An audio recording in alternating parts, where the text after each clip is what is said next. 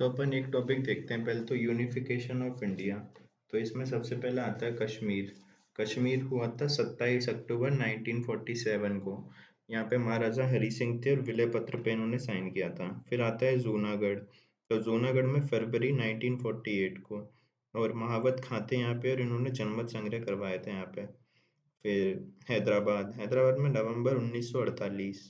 तो उस्मान आसफ अली खां थे और पुलिस कार्रवाई यानी हुई थी यहाँ पे ऑपरेशन पोलो, जिसके द्वारा अपन ने इसको अब भारत में शामिल करवाया। फिर था मणिपुर। मणिपुर में 21 सितंबर 1949 को। तो यहाँ पे राजा वो करते थे बौद्ध चंद्र सिंह। तो उन्हों को हमने साइन करवा लिए थे, ठीक है। और यहाँ पे चुनाव हो गए थे 1948 में। फिर है पुर्तगाल। तो अपन देखते हैं कुछ जहाँ पे कुछ और देशों का शासन था उनको। तो जैसे पुर्तगाल वाला है, तो पुर्तगाल वालों की कहाँ कहाँ पे कॉलोनी थी। एक तो दादर नागर हवेली में थी, एक गोवा दमन दीव में थी। तो ये सब थी। तो इनमें तो जैसे पुर्तगाल था, इनका दादर नागर में इनको हमने खाली करवाया 1954 में। फिर गोवा और दमन दीव को करवाया हमने 1961 में। और वो कैसे कराया था, ऑपरेशन विजय था एक, ठीक है। और दादर नागर थी, उसको 10वें कॉन्स्टिट्यूशन अमेंडमेंट से अपन ने दादर नागर को लिया।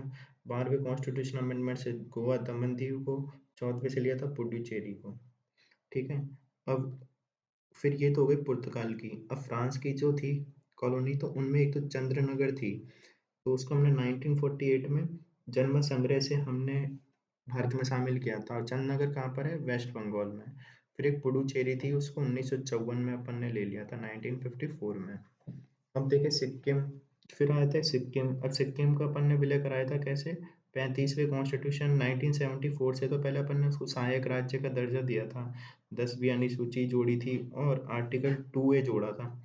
फिर 36वां कॉन्स्टिट्यूशन अमेंडमेंट आया 1975 में, जिसमें अपन ने उसका पूर्ण विलय कर लिया था। और जो 2A था और 10वीं अनुसूची थी उसको समाप्त कर दिया था। फिर था रीऑर्गेनाइजेशन ऑफ स्टेट्स, देखें अब। तो उसमें पहले सबसे पहले कांग्रेस ने ना भाषा के आधार पर मांग को है ना मांग की थी सबसे पहले, अगर पुरानी हिस्ट्री में देखें तो। वो कब की थी, होम रूल में की थी। फिर एक 1946 के चुनाव का जो उनका घोषणा पत्र था ना, उसमें की थी। फिर एस के धर आयोग आया था 1948 में। और उसने आधार बताया भौगोलिक समीपता, administration, financial development, sorry financial independency और डेवलपमेंट, ठीक है। तो उसने चार बताए, भौगोलिक समीपता, ठीक है, जोग्राफिकल कॉन्टिजेंसी, फिर एडमिनिस्ट्रेशन, है ना, और फाइनेंशियल इंडिपेंडेंसी और डेवलपमेंट। पर उसने क्या भाषा वाला नहीं दिया। और एस के दर आयोग के सदस्य थे जगत नारायण और पन्नालाल। फिर आई एक जीवीपी समिति, जेवीपी, ठीक है। तो इसमें थे जवाहरलाल नेहरू, सरदार वल्लभ भाई पटेल, पट्टाभी सीतारमैया। और इन्होंने भाषा को आधार नहीं माना।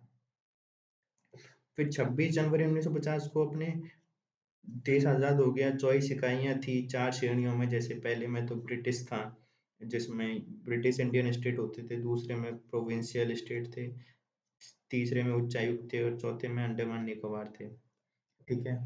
उसके बाद क्या हुआ, आंदोलन हुआ तेलुगु भाषी लोगों का। उसमें पोटी श्री रामल्लू हड़ताल पे गए और उनकी मृत्यु हो गया। तो इसके कारण फिर आंध्र प्रदेश बना कब, दिसंबर 1953 में। तो आज़ादी के बाद ये भारत का पहला भाषा के आधार पे बना था। और आज़ादी से अगर पहले देखें तो उड़ीसा भाषा के आधार पे बन चुका था। फिर जब ये आंदोलन हुआ तो फजल अली आयोग आया दिसंबर 1953 को। रिपोर्ट दी इसने 1955 में। मेंबर थे इसके एच एन कुंजरू और हृदयनाथ पणिक्कर। फिर इसने बोला था एबीसीडी वर्गीकरण है उसको रद्द कर दो। और इसने 7वें कॉन्स्टिट्यूशन अमेंडमेंट से 1956 में 1 नवंबर 1956 को 14 राज्य और 6 यूटी बनाए थे।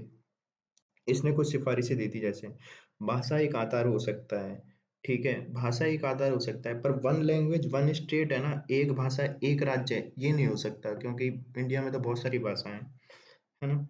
फिर है ना, आधार बताई इसने कुछ, ये तो सिफारिशें थी। फिर आधार इसने बताई जैसे यूनिटी एंड इंटीग्रिटी, ठीक है। दूसरी बताई थी इसने प्लानिंग, ठीक है। तीसरी बताई थी इसने भाषाई और सांस्कृतिक एकरूपता। और चौथा बताया था इसने आर्थिक और प्रशासनिक डेवलपमेंट, ठीक है। तो इसने चार बताए थे, यूनिटी, इंटीग्रिटी, दूसरा प्लानिंग, तीसरा भाषाई सांस्कृतिक एकरूपता, चौथा आर्थिक और प्रशासनिक विकास, ठीक है। तो इसने ये बताए थे। फिर उसके बाद देखें तो अपन, तो ये सब हो गए। अब अपन इनको क्रम वाइज देख लेते हैं। तो 26 जनवरी 1950 में 4 श्रेणियां थी और 29 इकाइयां थी। 1953 में आंध्र प्रदेश बन गया।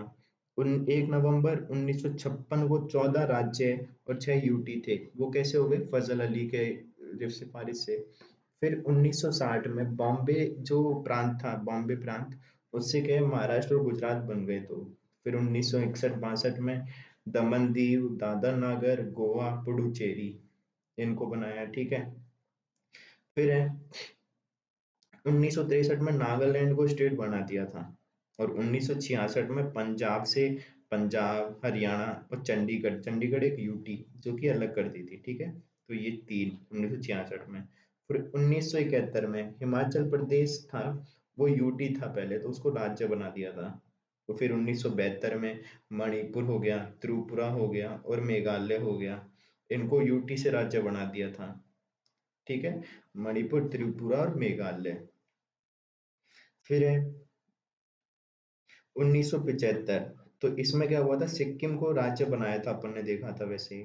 फिर 1987, तो इसमें अरुणाचल, मिजोरम और गोवा, इनको नए राज्य बना दिए थे। ये पहले क्या है, ये यूटी हुआ करते थे, तो इनको नए राज्य बना दिए। ये असम और उनसे बने थे, ठीक है। असम को तोड़ के तो अरुणाचल, मिजोरम और ये सब बना दिए, ठीक है। फिर 2000 में मध्य प्रदेश से छत्तीसगढ़ बन गया।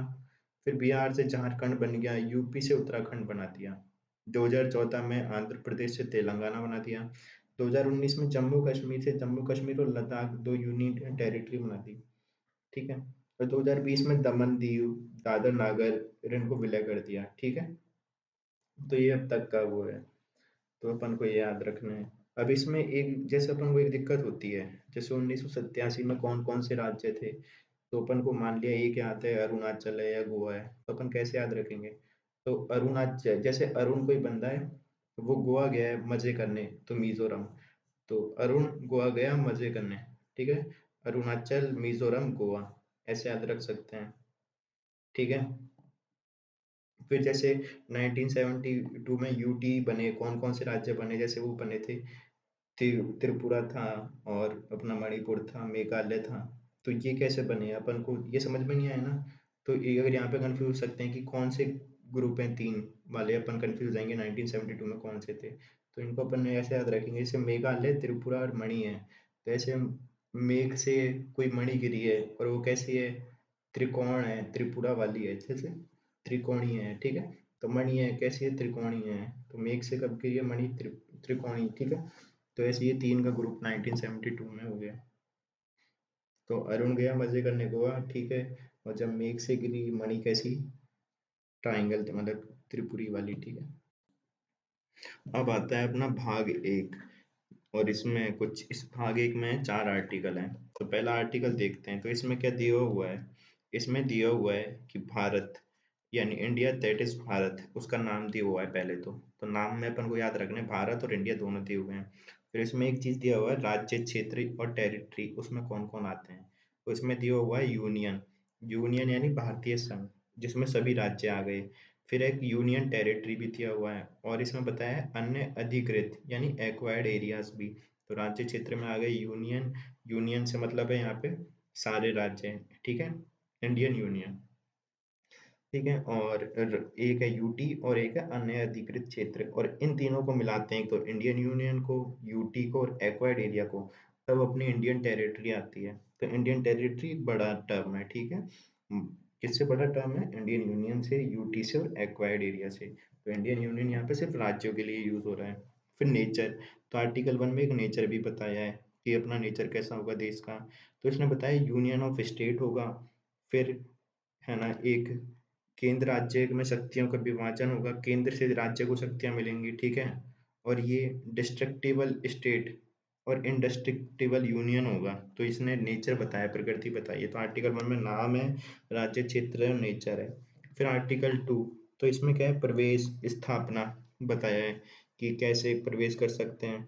तो उसमें बताया कि संसद की शर्तों पे कोई भी हम देश को, कोई भी दूसरे उसको प्रवेश कर सकते हैं। फिर आर्टिकल 3 है, आर्टिकल 3 क्या है, राज्यों का गठन।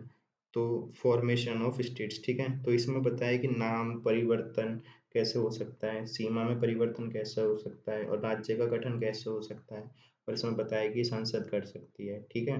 अब इम्पोर्टेंट ये कि जो आर्टिकल 3 है उन राज्यों के लिए जो पहले से इंडिया में थे, और आर्टिकल 2 उनके लिए जो अभी इंडिया में नहीं है, ठीक है। इसीलिए अपन ने 2A में सिक्किम के लिए प्रावधान किया था, उसको स्पेशल स्टेट बनाने के लिए, सहायक राज्य के लिए, ठीक है। फिर आर्टिकल 4 है जिसमें अनुसूची 1 और 4 में संशोध, इसमें बताया है कि जो आर्टिकल 4 है, अगर उसमें बताया कि अनुसूची 1 और 4 में संशोधन कॉन्स्टिट्यूशन अमेंडमेंट नहीं माना जाएगा। तो अनुसूची जो 1 है, जिसमें अपन ने अनुसूची में दिया हुआ है नाम और इनका, ठीक है, और टेरिटरी उनका, और फोर्थ में क्या है, फोर्थ में राज्यसभा की सीटों का आवंटन। तो बोल रहा है कि अगर इनमें चेंज करते हैं तो कोई अपना कॉन्स्टिट्यूशन अमेंडमेंट नहीं है, ठीक है। अब जैसे, और अब देखते हैं जैसे प्रक्रिया क्या है, किसी राज्य में कोई चेंज करना है तो उसकी होती है पहले प्रेसिडेंट की सिफारिश पे, है ना। वो पहले तो बिल आता है, ठीक है। फिर वो प्रेसिडेंट राज्यों को भेजता है एक समय सीमा तय करके विधानमंडल को। उसमें विधानमंडल जो स्टेट लेजिस्लेचर है वो उसको सहमति दे सकती है या नहीं दे सकती है, उसका प्रभाव नहीं पड़ता, ठीक है। फिर वो लोकसभा या राज्यसभा में पेश हो जाता है और सिंपल मेजोरिटी से पास करवाना होता है उसको। पर इस पे प्रेसिडेंट पुनर्विचार के नहीं लौटा सकता इसको, क्योंकि जो प्रेसिडेंट की सिफारिश पे ही आया था ये नए राज्य में कुछ चेंज के लिए, ठीक है। पर हाँ, रिजेक्ट और एक्सेप्ट कर सकता है, एक बार उसका दिमाग में आया उसने में भी स्टार्ट कर दिया कि भाई नया राज्य बनाओ, पर वो वापस आ रहा है तो उसको वापस तो नहीं भेजेगा कि एक बार और सोच लो, क्योंकि उसने नहीं लाया था। पर वो उसको एक्सेप्ट रिजेक्ट कर सकता है, रिजेक्ट भी कर सकता है, क्या पता उसको उस टाइम पे दिमाग बन मतलब बदल गया हो कि भाई, हाँ भाई अब नहीं मेरे को एक्सेप्ट करना नए स्टेट को, तो वो हो सकता है ये। और इसमें जो टाइम तय करना था कि स्टेट्स को, कि टाइम तय कर दिया जाता है उनके लिए कि इतने टाइम के अंदर तुमको बताना है, जब सिफारिश भेजते हैं अपने राष्ट्रपति, तो वो 5वें कॉन्स्टिट्यूशन अमेंडमेंट से करा था उन्होंने, 5वें से, कि ये टाइम वाला सिस्टम। फिर एक है बेरूबारी, 1960 में बाउंड्री एक्सचेंज को इन्होंने कॉन्स्टिट्यूशन अमेंडमेंट बोला था, ठीक है। और इसको बोला था पार्लियामेंट ये कर सकता है। तो जब अपन कोई बाउंड्री अपनी दे रहे हैं किसी के लिए, ठीक है, तो उसके लिए अपन को कॉन्स्टिट्यूशन अमेंडमेंट करना होगा, ठीक है, पर लेने के लिए कुछ नहीं करना होता, ठीक है। फिर एक है नौ, इस पहले बेरूबारी के लिए क्या है ना, अपन ने नौवा, है ना, एक तो अपन ने नोवा सूची, और एक नोवा कॉन्स्टिट्यूशन अमेंडमेंट, और एक सोवा हुआ था, वो हुआ था अभी भी, वो भी बांग्लादेश के लिए हुआ है, ठीक है। तो ये कुछ है। तो अपन ने बेरूबाड़ी के लिए कॉन्स्टिट्यूशन अमेंडमेंट कौन सा किया था, नोवा, क्योंकि अपन ने उसमें दिया है। और ऐसे ही अभी अपन ने बांग्लादेश के साथ किया था 100वें कॉन्स्टिट्यूशन अमेंडमेंट में, उनको कुछ अपनी टेरिटरी दी थी, ठीक है। ये, तो ये सब है। फिर आते हैं मूल अधिकार। तो मूल अधिकार में अगर अपन पहला देखें तो भाग 3 में है और आर्टिकल 12 से 35 तक है। 1791 में बिल ऑफ राइट्स यूएसए से लिए गए थे, और नेहरी रिपोर्ट में बात की थी फंडामेंटल राइट की, ठीक है। और कांग्रेस अधिवेशन 1931 में भी फंडामेंटल राइट की बात कर चुके थे हम लोग, जिसमें अपन ने सरदार पटेल को नेता बनाया था, उसकी अध्यक्षता उन्होंने की थी, ठीक है। फिर तेज बहादुर सप्रू रिपोर्ट थी 1945 में, उसमें भी कुछ फंडामेंटल राइट की सिफारिश की थी अपन ने। फिर एक एसवीपी समिति आई थी जिसमें ना जेवी कृपलानी हुआ करते थे, उसको हेड करते थे, उन्होंने भी 7 फंडामेंटल राइट की बात की थी, ठीक है। और फिर अपन ने 44वें जो कॉन्स्टिट्यूशन अमेंडमेंट है उससे 6 फंडामेंटल राइट की बात की। अब 44वें में क्या की थी फंडामेंटल राइट, तो वो थे ना, चेंज कर दिया था प्रॉपर्टी वाला, तो उसकी बात कर रहा हूँ, पहले 7 थे तो उनको 6 कर दिया था। तो मैं यहाँ पे थोड़ा ये जो मैं बोल रहा था एसवीपी समिति, ये क्या थी, सरदार वल्लभ भाई पटेल के टाइम पे उनको बनाया था, अपन को याद हो तो, फंड जो अपनी संविधान सभा थी, तो उसमें जेवी कृपलानी को उनके अंडर में फंडामेंटल राइट के लिए उनको नियुक्त किया था कि भाई तुम देखना इसको, तो वो था, ठीक है। तो समझ गए ना। तो 1791 में बिल ऑफ राइट यूएसए से प्रेरित, फिर नेहरू रिपोर्ट में बात की, फिर कांग्रेस अधिवेशन 1931 में फंडामेंटल राइट की बात की जब सरदार पटेल थे, फिर तेज बहादुर सप्रू रिपोर्ट 1945 में सिफारिश की गई, फिर एसवीपी समिति में जेवी कृपलानी जिसमें हेड थे, उसमें उन्होंने बात की, जो कि सरदार वल्लभ भाई पटेल के नेतृत्व में बनी थी। और फिर मतलब नेतृत्व वो हेड थे, पर मतलब काम इन्होंने किया था। फिर अपन ने जो 7 फंडामेंटल राइट थे, उनको चेक कर दिया था 44वें कॉन्स्टिट्यूशन अमेंडमेंट से। ठीक है, अब आगे देखें तो सबसे पहले आता है आर्टिकल 12। इसमें बताया राज्य, राज्य क्या है। तो इसमें पहले तो यूनियन गवर्नमेंट, जिसमें एग्जीक्यूटिव भी और लेजिस्लेटिव भी, ये दोनों आते हैं राज्य के अंडर में। फिर स्टेट गवर्नमेंट, जिसमें आते हैं एग्जीक्यूटिव भी और लेजिस्लेटिव भी, तो ये दोनों भी आते हैं। फिर अदर, अदर में आते हैं जैसे पीएसयू हो गई, लीगल लोकल गवर्नमेंट हो गई, फिर स्टेट, स्टेट फंडेड कोई इंस्टीट्यूशन है, तो ये सब, तो ये सब राज्य हैं आर्टिकल 12 के अंदर में। फिर आर्टिकल 13, तो इसमें बोला है प्री कॉन्स्टिट्यूशन या पोस्ट कॉन्स्टिट्यूशन, अगर कोई भी लॉ है, कोई विधि है जो अगेंस्ट फंडामेंटल राइट है, तो सुप्रीम सुप्रीम कोर्ट उसको रिव्यू करेगा, ओवर राइड कर देगा। ठीक है, और कहाँ तक करेगा, असंगतता की सीमा तक शून्य घोषित कर देगा, at the extent of the inconsistency. तो जहाँ तक वो मतलब फंडामेंटल राइट से भिड़ रही है ना, मतलब तो गलत असंगत पा रही है, ठीक है, वहां तक वो हट जाएगी। तो इसी को अपन क्या कहते हैं, पृथकता का सिद्धांत कहते हैं। फिर लॉ 13 क्लॉज 3 आता है, तो उसमें बताएं कि लॉ में क्या क्या है। तो है ना, लॉ लॉ कहाँ पे है 13 क्लॉज 3 में, कि जो अपन फंडामेंटल राइट के बारे में आर्टिकल 13 बता रहे हैं, कोई भी विधि या लॉ, तो वो लॉ कहाँ पे परिभाषित है 13 क्लॉज 3 में। और उसमें बताया कोई भी एक्ट हो सकता है, कोई भी rule, order, notification, social custom हो सकते हैं, ऑर्डिनेंस हो सकते हैं, तो ये सब लॉ है। फिर आता है आर्टिकल 14। तो आर्टिकल 14 में क्या बात की है, इसमें बोला है पहले तो ये समानता के बारे में बात करता है। तो ये बोलता है विधि के समक्ष समता होनी चाहिए पहली तो, ठीक है। और एक ये बोलता है विधि का समान संरक्षण होना चाहिए। अब विधि के समक्ष क्षमता, ये कहाँ से लिया था अपन ने, ब्रिटेन से लिया था, और ये एक नेगेटिव टर्म है, ठीक है। और क्योंकि कानून, और फिर है ना, क्योंकि कानून को कानून की नज़रों में सबको समक्ष, सबको समान मानता है कि कानून की नज़रों में, ठीक है, किसी के साथ भेदभाव नहीं करेगा कानून, तो इसलिए नेगेटिव है, ठीक है, एक तरीके से। अब एक होता है विधि का समान संरक्षण, तो ये लिया है अपन ने यूएसए से। अब ये पॉजिटिव टर्म है, क्योंकि ये सकारात्मक भेदभाव की बात करता है। जैसे वही सबने सुना है भाई, कि वो पीछे से भाग रहे हैं, तो उनको अपन को एक वे वो लेवल प्लेइंग फील्ड देनी है, और ये देना है, वो देना है, तो सकारात्मक बात कर रहा है, ठीक है। तो बस यही है, तो ये पॉजिटिव है और वो नेगेटिव है। अब इसमें भी कुछ अपवाद हैं, जैसे कि जैसे विधि के समक्ष क्षमता की बात है या फिर समान संरक्षण है, तो इसका अपवाद है, वो कौन है, प्रेसिडेंट और गवर्नर, ठीक है। क्योंकि वो लोग, उनको कुछ छूट है, जैसे क्रिमिनल केसेस में फिर उनके अरेस्ट नहीं होते, उन पे क्रिमिनल केसेस नहीं लगते, उन पे सिविल केस में भी नोटिस देना होता है 2 मंथ का पहले, फिर चालू होता है। फिर उनके जो पद पे वही कोई कार्य हो रहा है, उसके लिए वो जिम्मेदार भी नहीं है, तो ये उनके कुछ अपवाद हैं, ठीक है। फिर अगर अपन अगला चलें, तो अगला आता है आर्टिकल 15, ठीक है।